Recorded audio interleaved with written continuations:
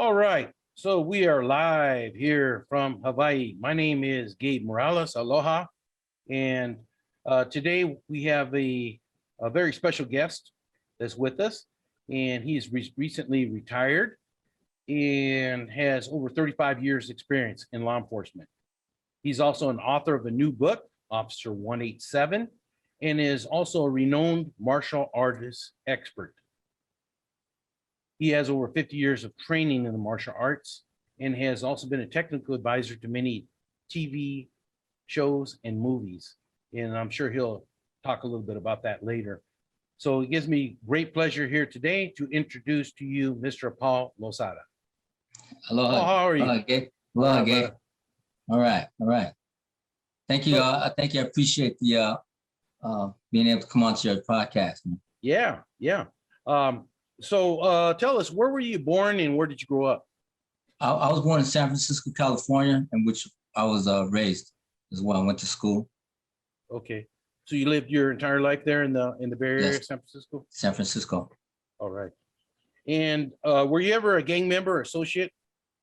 No, I wasn't, but I had the martial arts school, and I had gang members that took karate from my dad and me from every gang you can imagine in the Bay Area. So I was around them a lot.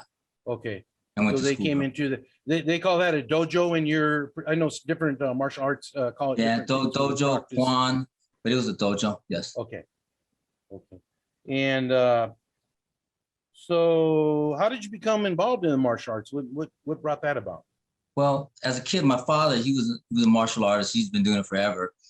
Initially started, he was a boxer. His whole family came from boxers. But when he went into the military, went into the Korea War, that's when he was first exposed to like Hapkido and Taekwondo. And then he ventured off into the Japanese arts, the Chinese arts, and then the Filipino arts. And then when he came back, of course, in the 60s, when I was born, we weren't allowed to do any kind of sports. We had to do martial arts. That was our sports. So we started, 5 years old. That was it. You couldn't play basketball. Soccer, he let us when we were 8 because we got the kick. But that was it. Got you. Okay. And then I know that keeps a lot of young men out of trouble, get them into sports and stuff. Absolutely. I mean, my dad, he's a military dude, career military guy. So his whole thing was, discipline, man. So he just, beat the hell out of us with the bamboo sticks. And, that was that kind of training. Keep you straight. Yeah. I should say, I don't specialize in any martial arts, although I did take karate, kickboxing, taekwondo, Okinawa kempo, and American boxing. Nice. I dabbled in those things and, was able to get some discipline myself and, defend myself. That my father was in Kung Fu. He actually studied at Bruce Lee's Kung Fu studio down in Chinatown. Not in Oakland? Yeah. And as you know, Bruce was from the Bay Area, but he also was from Seattle. And so absolutely, man. I mean, that's where one of his, when he was going to university up there. Yes, exactly. That's where he met his wife, Linda. So, yeah. Right. So, no, I feel you on that, on the martial arts thing, man. It definitely helped me, as a man, in confidence and self-defense. And of course, my dad always said, hey, you never use an offensive. It's only if you get in trouble. But he wanted me to be able to defend myself, and that's why I got into it. So, so you have a long career, and I looked at your bio, man. You have a long career in law enforcement. What made you first get into law enforcement? Well, initially, because we had a lot of students, we had a big karate martial arts school. We had taught there's a lot of police officers, FBI guys, and I was a young kid. I was a little punk, but I got to interact with a lot of these guys, and they kind of schooled me, let me know that there's other ways to when you become an adult, to be productive as a citizen, type of thing. And I started to kind of question things that were going through my mind during that time, and I said, you know what. I like to always play cops and robbers, and I was always the cop. So I figured, if I got into law enforcement, I could, be able to do something, maybe show others in that arena, guys that I grew up with. Hey, you can pursue this and see what comes out of it. Respectable job. Right on. And so, about how old were you when you first joined the force? I was a little rookie, man. I was like, I think I was 21. I started off as a deputy sheriff reserve with the San Francisco Sheriff's Department. Of course, I put in a list for a bunch of agencies, but I was the first one that picked me up as a reserve. So I stayed with them for about a year a year and a half, and then I got picked up. I was on the list for San Francisco Police Department, and they were hiring reserves. I said, well, shoot, that might expedite this process if I just switch over as a reserve to do my background. So by the time, I get my name on the list, I can just go right into the academy, and boom, that's when I went in. That was 80, yeah, so it's 85 to 86, 86, I went on to the police department. Right on. Well, we have a lot of listeners who are young officers, sometimes criminal justice students getting into the business. So yeah, definitely we tell people to get your foot in the door. You can lateral transfer once you graduate from the academy and you get your certification. You can lateral transfer just about anywhere within the particular state. And sometimes even they'll take you out of state. I know Hawaii is losing a lot of officers because they pay better on the mainland. So unfortunately, losing a lot of veteran officers here on the islands. But hey, it's understandable. So and I know California pays pretty well in different agencies. There's different pay grades, and I'm sure you'll agree that pay isn't always the only thing. It's how does that agency treat you? Right. I got in, it wasn't even, I think back then when I got in, it was like $16 an hour. So it's kind of, wow. You weren't making a whole lot of loot back then, Yeah. Well, you can't buy too many grinds here in Hawaii on that. Right. They're about what, 28 now? Yeah.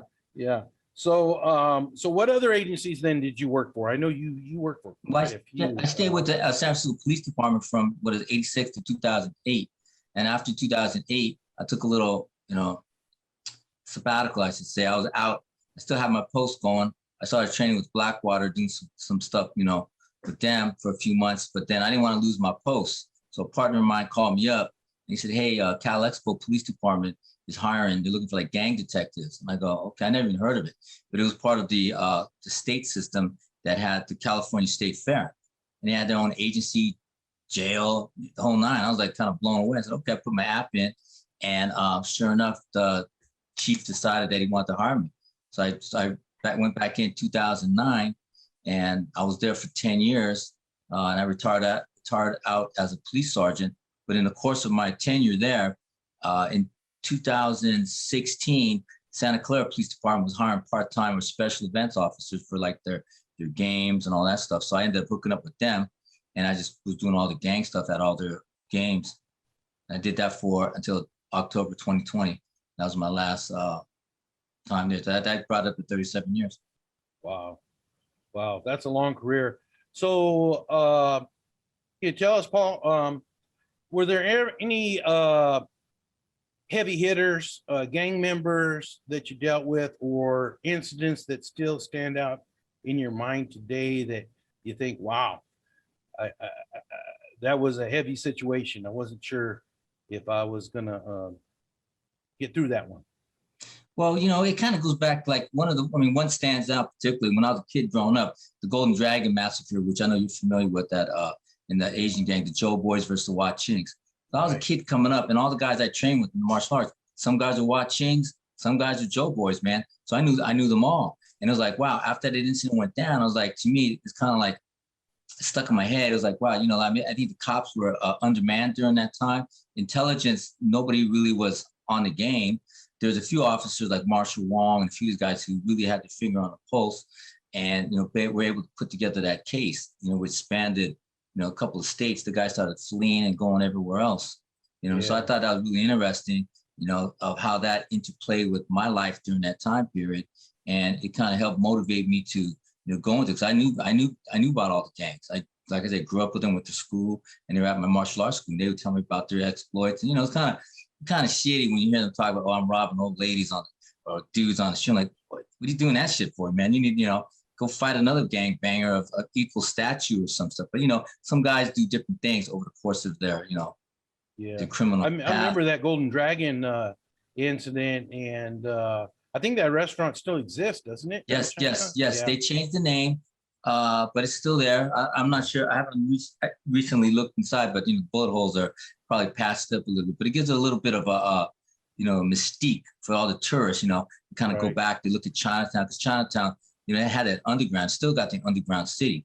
There's like miles and miles of underground city in San Francisco, which goes back to the Barbary Coast. So there's a lot of history a lot of Right, history. right. No, I remember that incident. You know, we had something in Seattle that happened a little bit after that. It was very similar, called the Wami massacre, Right, and involved Chinese gangs. So, you know, I remember that, and I believe Raymond Shrimp Boy Chow was involved in that particular right. incident, and then he was finally, you know, a lot of people thought he had changed his stripes, but evidently, you know, he was still doing dirt, and I believe is still in federal prison, as far as I remember. Right. I mean, back in the day, we knew each other as kids. My cousin had to whoop his ass back in, because we used to martial arts. We'd go to all the other schools and fight him. My dad would take us.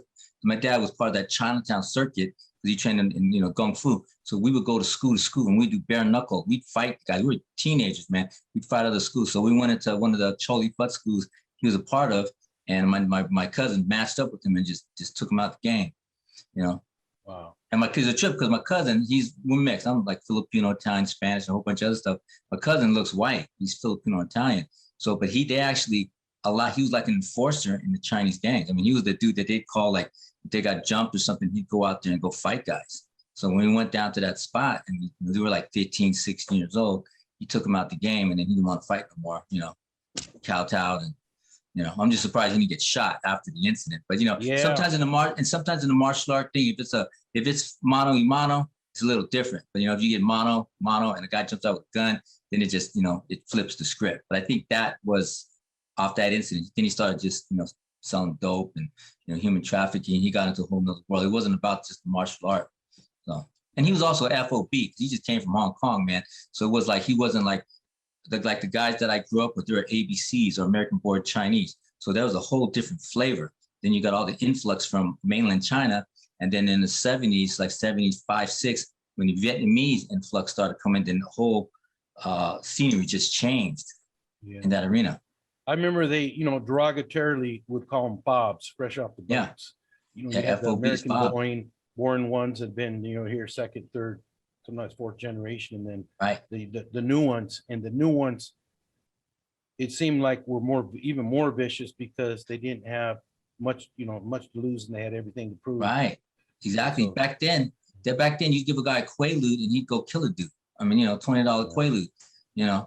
yeah, It was wild. man. Yeah, the game definitely changed. You know, we both saw that evolve, and you know where it's at today. So what made you decide to write your book, Officer 187? Well, you know, I wanted to talk about my upbringing, what kind of set the stage for me to follow my path as a cop. And you know, a lot of times, a lot of people, because I got a bit of notoriety in the course of being a cop. You know, some guys would say Lozada's this, he's that, he's dirty. You know, they would say all this like wild stuff. And, you know, I said, you know what? Excuse me. I want to make the record clear. My blood is blue. You know what I mean? And I got into this business. I mean, I may have grew up with guys on the street and all that stuff, but, you know, I want to make a difference, you know, be able to show kids and people they have another alternative route than just going down the criminal path. And, you know, as a cop, I was able to do that. I was able to reach out to those guys, you know, help them, set the stage for a better term of life. And a lot of times during the course of it, like I said, you get the haters, you get the corruption, police corruption, the politics. I mean, you got animosity from your own fellow cops, man, that are looking at you sideways because they may or may not be able to do what you do as an officer. And my whole thing is, bottom line, put away the bad guy. You know, I was going after the violent offenders, the murderers, the guys with the guns. I'm like, yeah, okay, guy got a gun. He's just, okay, give me 2 guys, let me go find them. That's what I did. And, you know, some of the guys who couldn't do it, I would call them paper taggers. They was like, okay, he's dirty. He's out of control. He's a cowboy. You know, I mean, they had write-ups in the newspaper like I was an assassin. I was running around shooting people. I mean, no, I've been on a whole lot of shootings. OISs, they're all justified. I got medals of valors for it. There was no questions. But then some guys try to twist it a little bit and make it, you know, to make themselves look better, like a feather in their cap, you know, and move up the chain type of thing. So by putting out the book, I was able to refute a lot of those misconceptions. I got documentation, memos that show exactly what took place. So whatever was written in a newspaper article is invalidated. Because now this is the real deal. They can read it and they can see what really went down. Wow. So, you know, people can look up your book online, correct? It's available now online? Yes, it's www.officer1EIGHT7.com. Okay. So the 8 is spelled out. The 1, yes, 8 is spelled out. Spelled out, and then 7. Yes, sir. By Paul Lozada. So viewers, you could look that up. I know it has a lot of good stories. This man is this has lots of stories, and we have limited time here today, but I appreciate you sharing that with us. And I can totally relate to being an officer of color, how you weren't trusted by many people in the community, and you weren't trusted by many of your fellow officers. So Absolutely, man.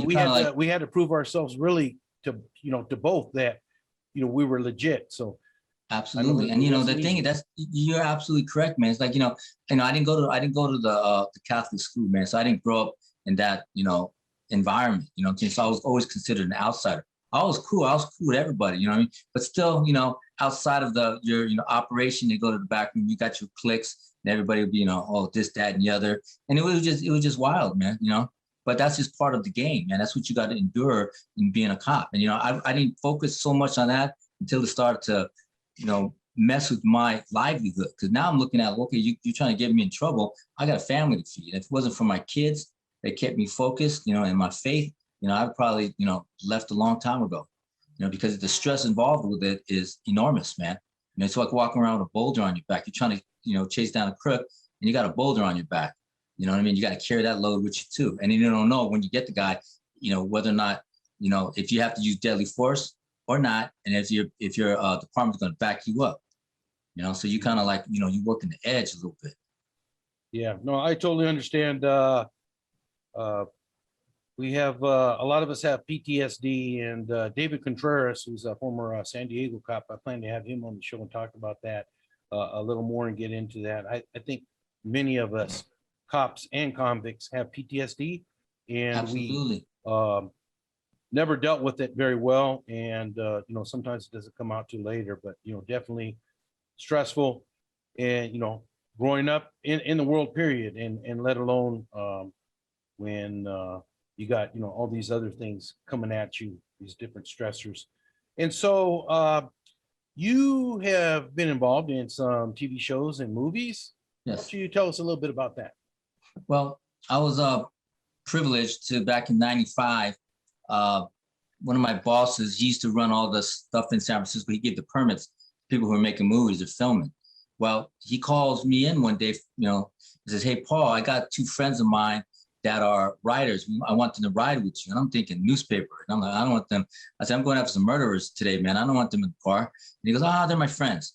So I go to meet these two dudes. I'm with my partner, and real big dude, ex-football player, black Filipino cat. And we see these two guys, two older white guys. And I said, "You guys got vests?" And they go, "Nope." I go, "Well, you're going to need them riding with us." So I give them some bulletproof vests, put them in the back. We were driving a Cadillac that day. So we drive into the Tenderloin. Within 5 minutes, we on view a kidnap robbery, armed robbery. So I get on the horn, we're calling for backup. We start trailing the car. I kind of forget about the guys in the back seat. Next, 4 rights later, we're going on the Bay Bridge. They know we're the police. We're going to Oakland. High-speed chase. We get out there. They crash the car in the projects. Foot pursuit. We snatch them up. We walk back to the car. Those two dudes say, "Hey, man, this chase was better than Bullet."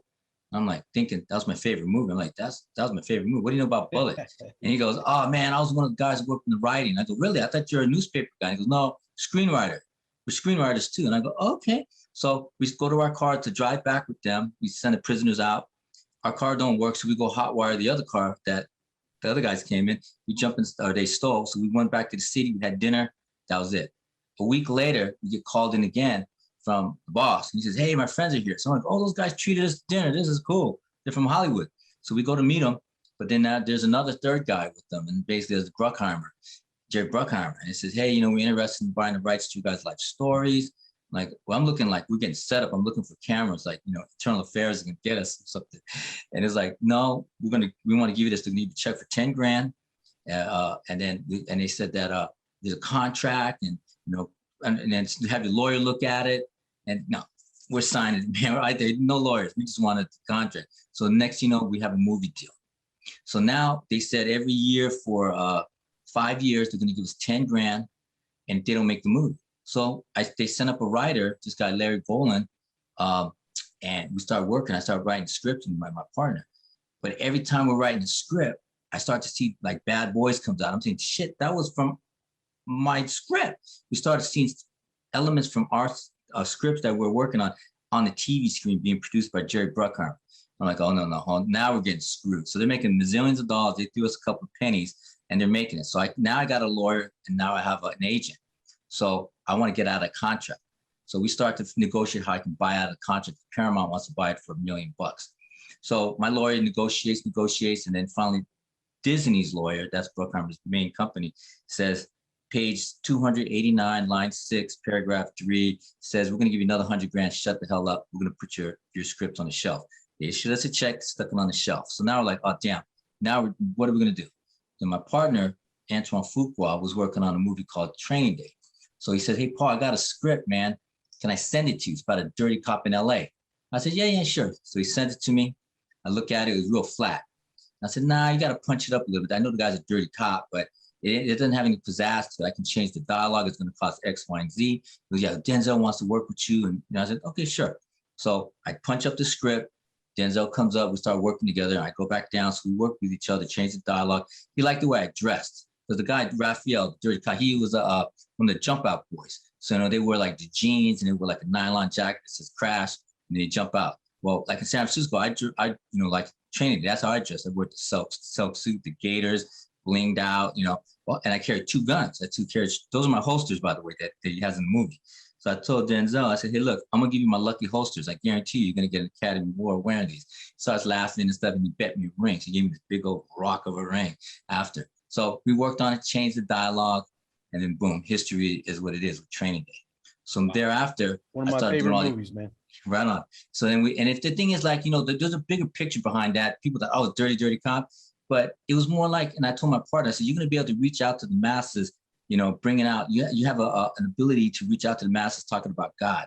And I said, with this movie, you look at it, it's the wages of sin equal death. If you're a dirty cop and you're going to be doing that shit, that's exactly what's going to come down. You're going to die.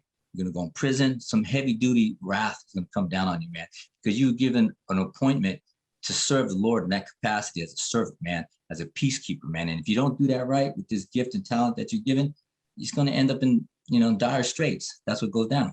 Right. So from there, we started working on all the other movies. I did all the Brooklyn's Finest, Tears of the Sun. I did all the fight scenes from Equalizer 1 and 2, Magnificent 7, and then a whole array of other TV shows as well.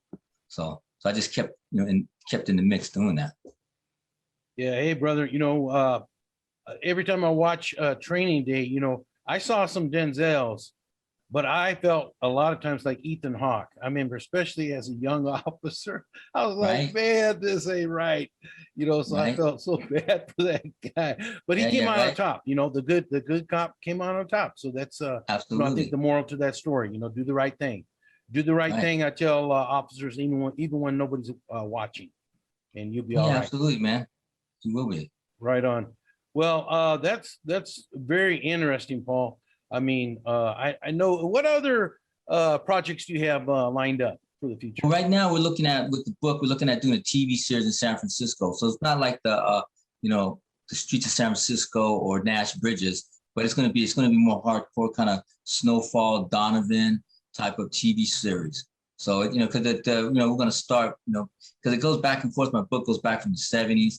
I'm an old school, probably like the 70s kind of cat. So 70s, and we'll jump back and forth, in between, in the book. I mean, so it'll be pretty good. I mean, like in the book, I kind of try to encapsulate everything, within 267 pages, but there's a lot more that, went down, the investigation. I've been involved in a whole bunch of cases. So it's just a matter of just kind of flipping it around, so it'll be good. So that's one. And then we got 2 other movies down here and that we're working on too. So it's just all about the green light, Right on. Well, that, man, is totally awesome, brother. And, now that you're retired now, you got a little bit more time probably to, these projects and take it easy. You deserved it. If you ever come out to Hawaii, please look me up. I will take you around town, brother. Right on, bro. That's because my dad's from Oahu. My dad's from he was from Makaha. He stayed in Makaha and Waianae. So I think I mentioned when we talked last time. My dad was living in Maui for a while, and he came back out here. But he wants to go back. He's 94, going to be 5 soon. But he wants to lay the rest out there. But I said, it's kind of expensive, pops. I must stay out here. Yeah. And also too, man, you come down to LA, same thing, bro. So I relocated from San Francisco to LA. So you're welcome. Definitely. My wife's from LA and her family down there. In fact, my son's getting married down there, LA area here in about Oh, a nice. month. So yeah, definitely when Yeah. you come down that way, I will definitely look you up, brother. Absolutely. And that's the same thing too, man. Like, when we start working on some of these other films, I'd love to get your input, man, because I know you're the authority in all the gangs as well. I'd love to get your input on this stuff because I wrote a movie called Breaking Shorty, man. And it's like, I'm saying the script is pretty badass. It's a spin on El Chapo. Basically, it talks about the dude, same thing, the kind of story he's going to pay up like 50 million, whoever can get him out. So all the gangs, like in LA, what I'm saying, off Gang Freeway, off the 110, they all try to intercept him. He's being transported from Terminal Island to the federal building courthouse. And it's a pretty good one. So they're going to be fighting all the way down the 110. It's Right a pretty on. good one. Right on. Well, I have to tell you a story next time we meet up, man, about my mother-in-law was a parole agent. She worked CDC for many years. She was actually one to get me working into Folsom Prison. And she went down the jungle, the very same street in Training Day that they shoot. The jungle. And she went down there and and it was like the parting of the seas, and they were like, "Oh yes, Mrs. Reyes, no, Mrs. Reyes." And I was scared, man. I was like, "Oh man, this don't look good." But she could have violated the whole neighborhood. So right. That's she right. should have no problems. Hey, we got in and out. The pen's mightier than the sword, right? Yeah. So definitely, man, it's good talking to you, brother. Good sharing some stories, talk story, and I definitely will look you up, man. You take care and stay in touch, okay? All right, brother. God bless. Mahalo. All right. Aloha. Aloha. Right, bro.